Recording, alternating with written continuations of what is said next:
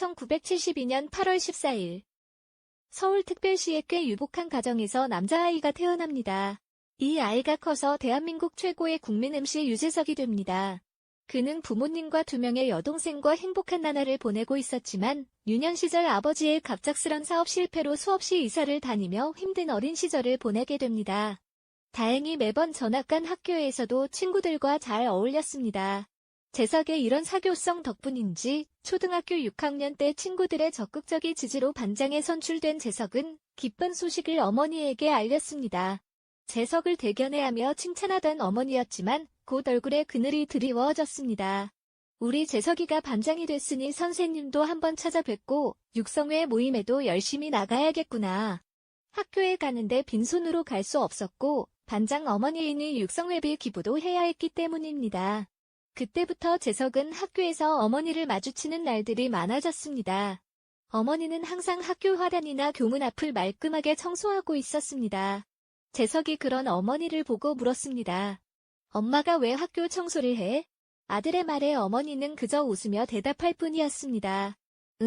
우리 재석이가 반장이 됐으니까 엄마도 학교를 위해 뭔가 도움이 되고 싶어서. 기부금을 낼 형편이 되지 않은 어머니가 학교 청소로 일을 대신했던 겁니다. 뒤늦게 이 사실을 알게 된 재석은 그날 펑펑 울며 평생 흘릴 눈물을 모두 쏟아냈습니다. 일부러 가난한 티를 안 내려고 더 개구지게 행동했던 재석은 가난의 돌파구로 개그맨이란 길을 택하게 됩니다. 하지만 인생은 어느 것 하나 마음처럼 쉬운 일이 없었습니다.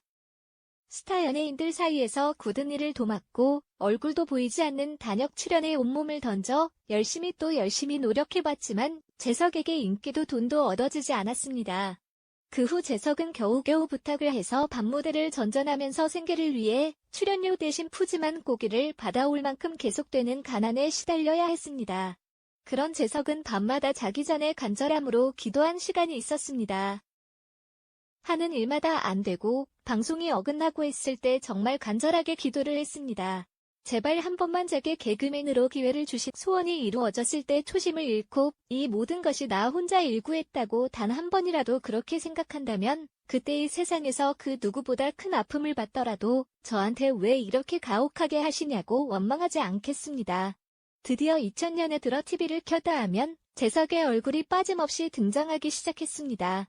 메뚜기라는 별명으로 대중들에게 친숙하게 다가가며 수려한 언변과 매끄러운 진행으로 시청자들과 두터운 신뢰를 쌓아가던 2005년 국민 MC라는 타이틀을 달게 됩니다.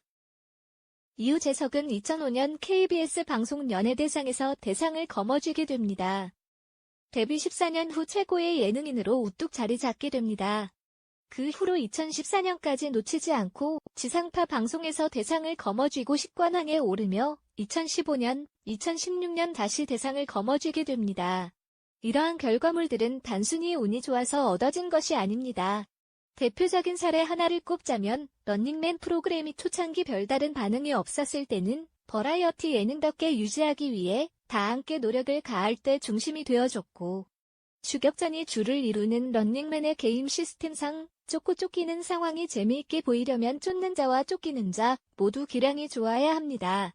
여기서 쫓는 자로서의 캐릭터는 이미 김종국이 확실히 가지고 있었지만 쫓기는 자의 캐릭터가 초반에 런닝맨에는 없었습니다. 전부 다 김종국과 비교해 약했기 때문입니다. 이러한 가운데 재석은 철저한 운동과 더불어 금연까지 해가며 몸을 만들었고 쫓기는 자를 넘어서서 쫓는 자인 김종국과 거의 동급에 달하게 됩니다. 그러면서도 확실히 다른 캐릭터를 만들어낸 것이죠. 재석은 많은 선행까지 해 나갔습니다.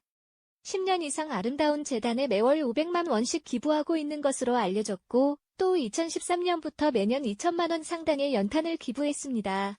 2014년에는 일본군 위안부 피해 할머니들을 방문해 2천만 원을 전달했으며 지난해에는 4천만 원을 기부한 것으로 전해졌습니다. 재석의 선행은 18호 태풍 차바로 아픔을 겪고 있는 주민들에게 5천만 원을 기부로도 이어졌습니다. 이러한 심성으로 유느님이란 타이틀까지 얻게 됩니다. 마지막으로 재석은 어렸을 적 할머니에게 빌어먹을 놈, 까분다라는 등 욕을 많이 들었다고 합니다.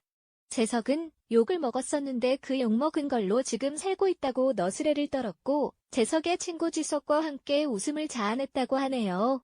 시청해주셔서 감사합니다.